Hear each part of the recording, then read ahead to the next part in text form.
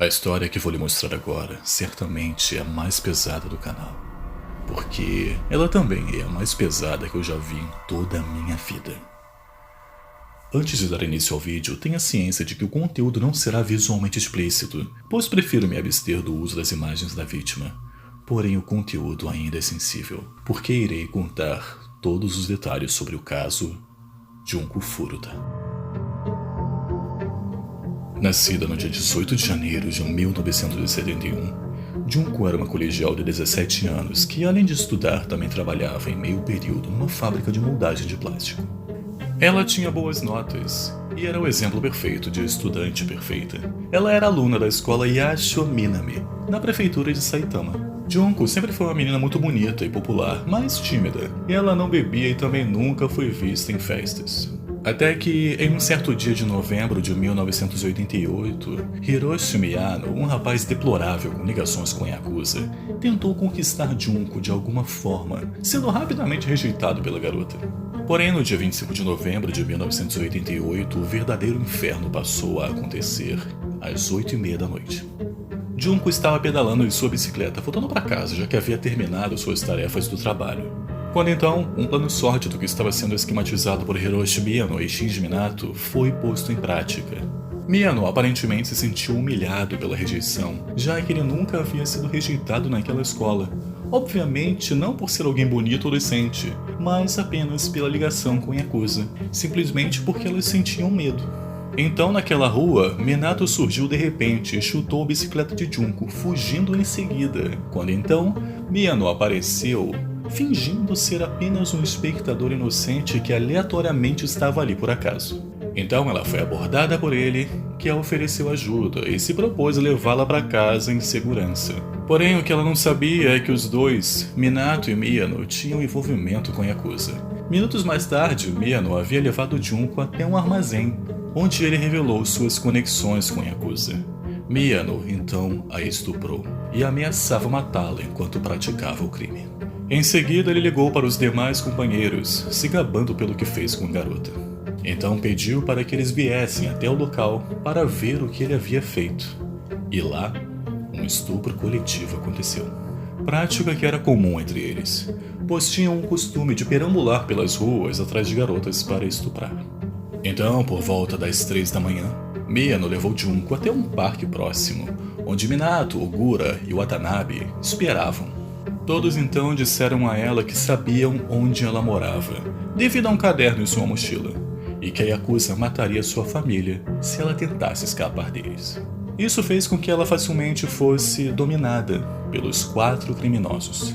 Nisso, ela foi levada para uma casa no distrito de Ayase, em Adachi, onde foi estuprada constantemente em grupo. A casa pertencia aos pais de Minato. Então, no dia 27 de novembro, 2 dias depois, os pais de Junko foram às autoridades para denunciar o desaparecimento dela.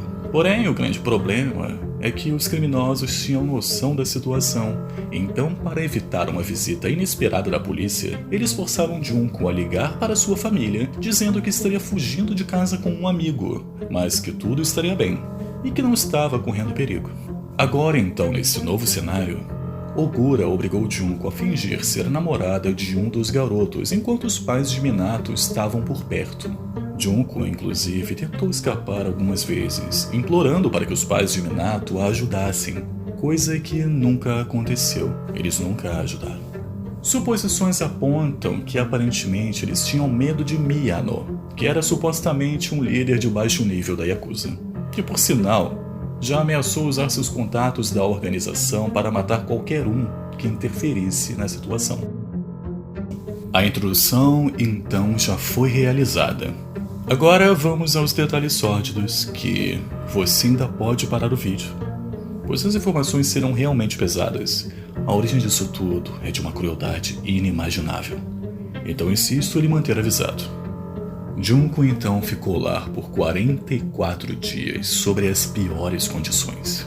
De acordo com depoimentos, os 4 rapazes, além de cometer estupro, também bateram nela com barras de metal e tacos de golfe. Fora que o sadismo não tem fim, já que também introduziram objetos estranhos em sua vagina, como uma lâmpada e uma tesoura. Fora que fizeram ela comer baratas e beber a própria urina. E como se isso tudo já não fosse o suficiente, uma vez colocaram fogos de artifício em seu ânus e os acenderam. Eles também espetavam seus seios com agulhas, chegaram a cortar seus mamilos com alicates, derramaram cera quente em suas pálpebras, deixavam cair halteres sobre seu estômago e queimaram com cigarros e fluido de isqueiro. Inclusive, uma das queimaduras foi uma punição por tentar ligar para a polícia. Então eles queimaram suas pernas, tendo queimaduras de 2º grau. E depois disso tudo, ainda obrigavam a garota a masturbar cada um deles. Não muito tempo após os primeiros atos de tortura, Junko teria ficado até mesmo incapaz de beber água, vomitando o líquido toda vez que tentava. Inclusive, suas feridas chegaram num estado tão grave que, de acordo com um dos criminosos, a garota levava mais de 1 hora rastejando escada abaixo para usar o banheiro. Detalhe que, como consequência de toda a crueldade, Junko perdeu o controle de sua bexiga e intestino devido à incalculável gama de danos internos. Definir essa situação como um inferno soa até mesmo como um grande eufemismo, porque até mesmo o inferno se parece com um lugar melhor do que o que essa menina foi submetida. Tanto que a própria garota foi alvo de tanto martírio que a própria chegou a implorar pela morte. E falando em morte, agora no dia 4 de janeiro de 1989, após perder dinheiro numa partida de Mahjong, Miyano resolveu descontar sua raiva em Junko, com halteres, colocando fluido de isqueiro em suas pernas, braços, rosto, estômago, colocando fogo nela.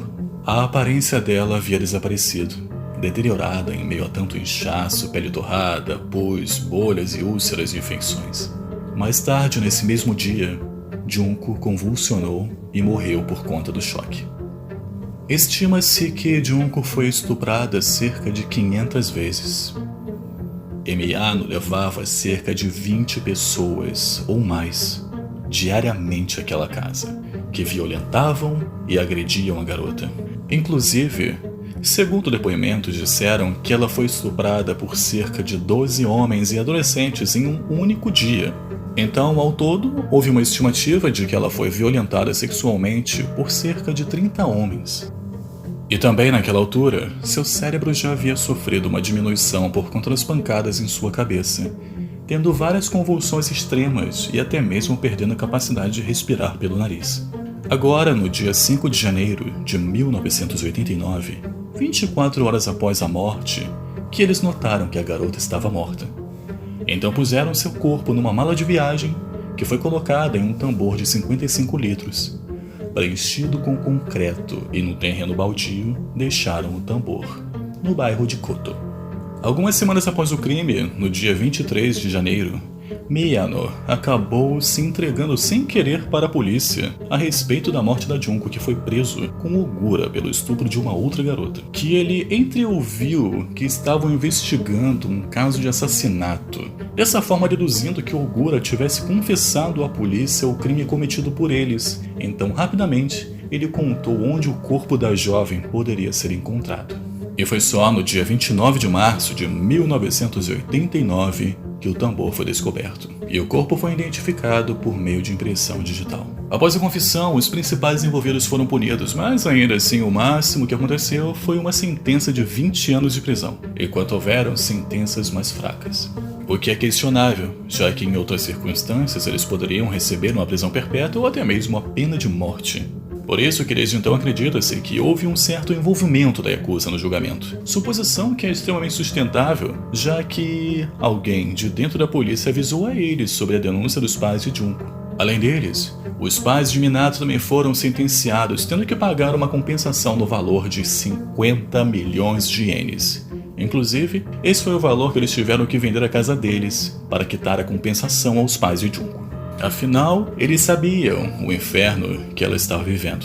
E os pais de Junko não acharam justo eles saírem impunes, já que foram convenientes com o crime. E a conveniência não acaba por aí, pois foi revelado que cerca de 100 pessoas sabiam sobre o paradeiro e as condições de Junko, e ninguém comunicou às autoridades. Agora vamos aos principais criminosos aqui. Hiroshi Miyano, o principal culpado, sentenciado a 20 anos de prisão, e mudou seu nome para Hiroshi Yokoyama.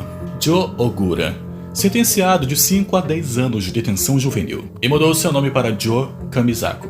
Shinji Minato, filho dos donos da casa, sentenciado a 9 anos de prisão. Yasushi Watanabe, sentenciado de 5 a 7 anos de prisão. Tetsuo Nakamura e Koichi Ihara também tiveram envolvimento, assim como muitos outros, mas no caso desses dois foi possível encontrar o DNA deles no corpo de Junko, mas não se sabe exatamente o que aconteceu com eles. Até certo tempo, as identidades dos criminosos foram mantidas em sigilo pelo tribunal, pois quase todos os envolvidos eram menores de idade no momento do crime. Porém, jornalistas da revista Shukan Banshun descobriram suas identidades e as publicaram. Os jornalistas afirmaram que, dada a gravidade do crime, os acusados não mereciam ter seu direito de anonimato garantido. Todos os 4 garotos se declararam culpados de cometer lesões corporais que resultaram em morte, mas não reconheciam um crime de assassinato. Para eles, prestem atenção, Junko estava fingindo sentir dor, pois em depoimentos dados à polícia eles disseram que não sabiam que os ferimentos eram tão graves e que acreditavam que Junko não poderia morrer assim. Pois é, eles acreditavam que 44 dias sendo agredida, estuprada, cortada e privada de uma alimentação básica não iria matá-la. Deu para perceber o quão injusto foi o desenrolar jurídico desse caso, não é? Afinal, atualmente há cerca de 150 anos que o Japão tem o enforcamento como método de pena de morte. Mas no caso desses assassinos totalmente doentes, o máximo que tiveram foi uma pena de 20 anos. Inclusive, um fato está por vir, pois em 1989, 4 ministros da Justiça se recusaram a autorizar execuções. Mas o pior de tudo é que o Departamento da Polícia Metropolitana de Tóquio recebeu inúmeras ligações e cartas da população, pressionando-os para que alguma medida justa seja aplicada, sendo pena de morte ou até mesmo a prisão perpétua. Mas isso não aconteceu. Alguns disseram que, dadas as atitudes cometidas pelos criminosos, as punições deveriam ser aplicadas. Mas, por outro lado, outros usaram como argumento a idade dos criminosos para não dar as sentenças. Mas aí que está uma informação interessante e revoltante. No mesmo ano que Junko foi sequestrada, em 1988, houve um caso de assassinato do casal em Nagoya, onde o réu principal, de 19 anos, e o segundo réu, de 17, foram condenados à prisão perpétua, ambos em 1989. A população então passou a comparar os dois casos e um professor de direito totalmente despreparado tentou explicar as diferenças. Seu nome é Hiroshi Itakura e ele disse que inicialmente a diferença estava no número de vítimas, onde na situação do casal de Nagoya eram 2 pessoas, enquanto na situação de Junko apenas uma. Fora que também ele usou como base argumentativa a intenção, pois segundo ele, na situação do casal de Nagoya era explícita a intenção de matar, enquanto com Junko a intenção de homicídio não era tão clara. Então eu só vou dizer mais uma vez, está claro que houve envolvimento da Yakuza para determinar o destino dos assassinos de Junko Furuta, sendo um envolvimento direto da Yakuza por meio dos próprios membros e pessoas convenientes ou por meio da própria justiça com medo de alguma represália vindo da Yakuza. Mas de qualquer forma, o argumento de Hiroshi Itakura é insustentável diante das provas. E como esse tópico é descaso, a injustiça nem chegou ao fim ainda. Hiroshi Miyano solicitou o direito à liberdade condicional em 2004, mas o direito não foi aceito. Daí, só em 2009 que ele foi posto em liberdade, mas acabou sendo preso novamente em janeiro de 2003 por fraude. Mas devido à insuficiência de provas, ele foi libertado sem acusação no final daquele mês. Minato cumpriu sua pena e foi morar com sua mãe. No entanto, em 2018, ele foi preso novamente por tentativa de homicídio, depois de espancar um homem de 32 anos com uma barra de metal e cortar sua garganta com uma faca. Joe Ogura cumpriu seus 8 anos de prisão juvenil antes de ser libertado em agosto de 1999. Então, após sua libertação, ele assumiu o nome da família Kamisaku, quando foi adotado por um apoiador dele. Foi dito na época que ele se gabava por ter participado do sequestro, estupro, tortura e morte de Junko. Porém, em julho de 2004, ele foi preso por agredir um garoto e desde então se envolveu em diversos crimes e confusões. Inclusive, a mãe de Ogura supostamente vandalizou o túmulo de Junko, afirmando que ela havia arruinado a vida de seu filho. Já deu para entender que a doença é familiar. E também foi revelado que Ogura gastou todo o dinheiro da família e que nunca pagou a indenização à família de Junko. Então, em conclusão, vamos aos devidos pontos. Nenhum deles aprendeu com a prisão, porque a prisão não existe para melhorar uma pessoa, ela só existe para fazer o contrário. E isso é ótimo. A prisão tem que dar medo mesmo. Assim, o indivíduo pensa 2 vezes antes de cogitar em cometer um crime. Mas no caso desses espécimes, porque de pessoas eu me nego a chamá-los, eles cometeram o ápice da crueldade, do sadismo e de qualquer coisa doentia que se pode imaginar. Esse tipo de gente só tem um destino justo: a morte. E isso é por um bem à sociedade, porque o mundo nunca será um lugar seguro enquanto soubermos da existência e liberdade desse tipo de ser humano. Porque não há conserto para aquilo que já nasce com defeito. O funeral de Junko aconteceu no dia 2 de abril de 1989. E como podem ver, o lugar está tomado por tristeza. Então uma amiga discursou para ela, dizendo: "Querida Jun, bem-vinda de volta. Nunca imaginei que voltaríamos a nos encontrar desta forma. Você foi sujeita a tanta crueldade, não foi? Passou por tanta coisa, né? Estou chateada comigo mesma por ter continuado a viver, sem saber o que estava acontecendo com você. Você sempre foi tão gentil e alegre, Jun. O rap que fizemos para o festival cultural ficava tão bem em você. Não deixaremos de forma alguma que a morte da Jun seja em vão. Ao entrarmos na idade adulta, lutaremos por um mundo onde tais crimes hediondos não existam mais. Faremos o nosso melhor, mantendo a querida Jun em nossos corações e seguindo em frente. O diretor até nos trouxe seu diploma. Graças a isso, todos os 47 da turma 38 puderam se formar, juntos. Querida Jun, não há mais dor ou sofrimento agora. Descanse em paz. Adeus, Jun." Em seu memorial, também havia algumas palavras de conforto, como se fosse ela mesma dizendo, para que se lembrassem dela. Não da parte triste, não da dor e do sofrimento, mas de tudo aquilo que ela passou em vida até seus 17 anos, como uma adolescente cheia de sonhos e vida pela frente. Que, por sinal, Junko sonhava em se tornar uma cantora, como a Miki Matsubara, por exemplo, a dona da single Stay With Me. Descanse em paz, Junko.